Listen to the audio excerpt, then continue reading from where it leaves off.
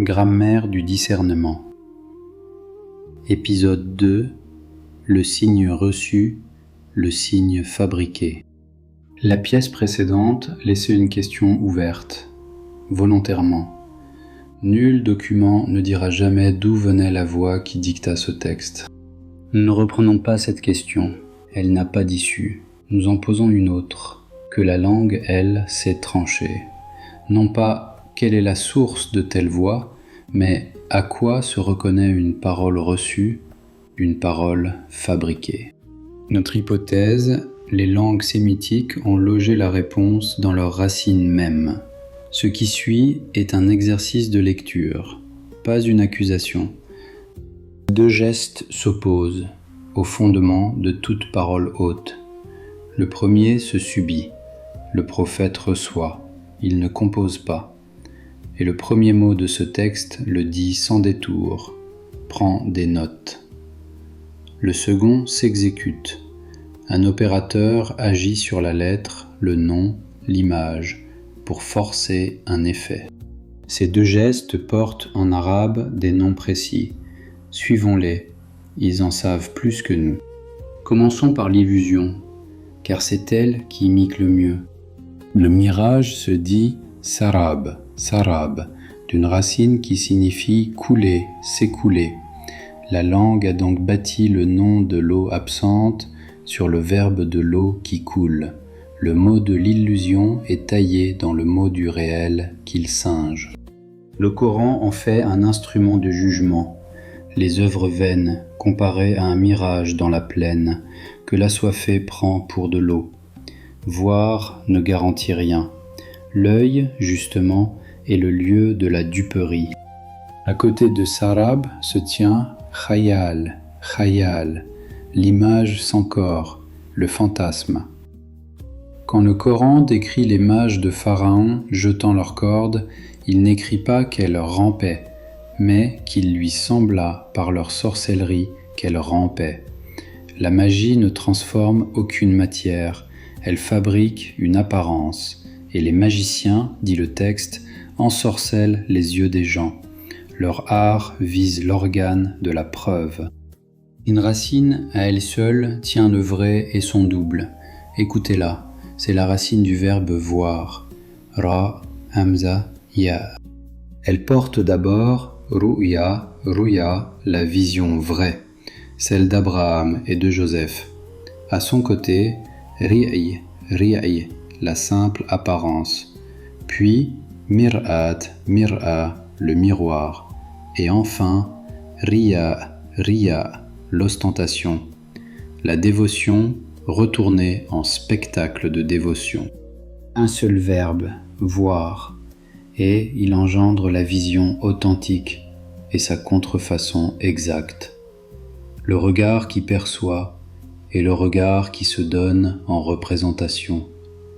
Le partage du vrai et du faux ne descend pas d'ailleurs, il habite déjà la langue. Vient alors le nom qui décide, et son vertige.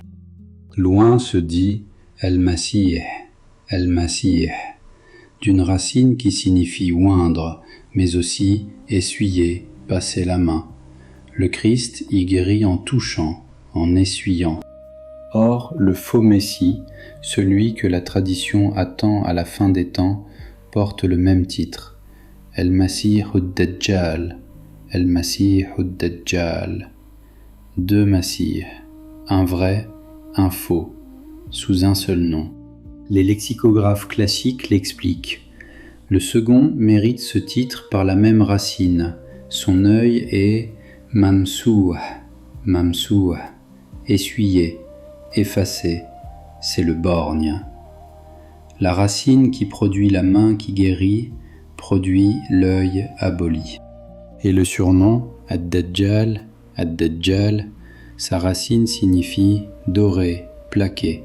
La pièce, mudajjal, mudajjal, c'est la monnaie plaquée d'or, pour paraître ce qu'elle n'est pas. Le faux messie est le doreur, celui qui pose une mince couche de vrai sur du faux. De quoi tirer une loi. Un nom ne prouve rien en se prononçant. La voix qui se dit Jésus n'échappe pas à cette loi, car dans cette tradition, c'est le faux qui a le plus besoin d'emprunter le nom du vrai. Le nom O n'authentifie pas, il est le premier outil du plaquage. Reste le canal le plus dangereux, parce qu'il n'a aucun dehors, la voix intérieure. La révélation véritable se dit wahi, d'une racine qui ne veut pas dire dévoiler, mais communiquer vite, en secret, par allusion, souffler à. Et la susurration trompeuse se dit waswas. Le livre se referme sur elle, le mal de celui qui souffle, puis se rétracte. El-Khannas, celui qui se dérobe dès qu'on se retourne vers lui, qui chuchote dans les poitrines des hommes, à la première personne, indiscernable de leur propre pensée. Retenez le scandale. Le vrai souffle et le faux souffle partagent la même forme. Bref, caché, intérieur, la différence ne loge pas dans le canal est identique. Entre les deux, un terme neutre, hatif. La voix entendue, sans qu'on en voie la source. Un mot que l'arabe moderne, par une ironie qu'on ne peut inventer, a donné au téléphone. La voix sans corps est devenue le nom de l'appareil. Et c'est exactement la catégorie où tombe une dictée, reçue d'une instance qu'aucun tiers ne perçoit. Ce qui produit la voix, plutôt qu'il ne la reçoit, forme une lignée. Non de personne, mais d'un même geste sur le signe. Pharaon travaille l'image et l'œil. Babylone travaille le nom, et ce qu'on y apprend, dit le Coran, sépare l'homme de son épouse. Le faux, ici comme partout, divise. Plus tard, dans l'Espagne du XIIIe siècle, une cabale de la permutation des lettres cherche à induire l'état prophétique, par la respiration, par la scansion des noms divins. Une méthode pour fabriquer la voix du dedans. Les juristes de la communauté la frapperont d'interdit, pour cette raison même. Le fil court, de l'œil trompé au nom manipulé, à la lettre permutée qui déclenche l'audition. Et au bout du fil, une scène très moderne, 2 cliniciens dont le métier était de savoir comment se fabrique une conviction intérieure et une voix qui se présente comme reçue.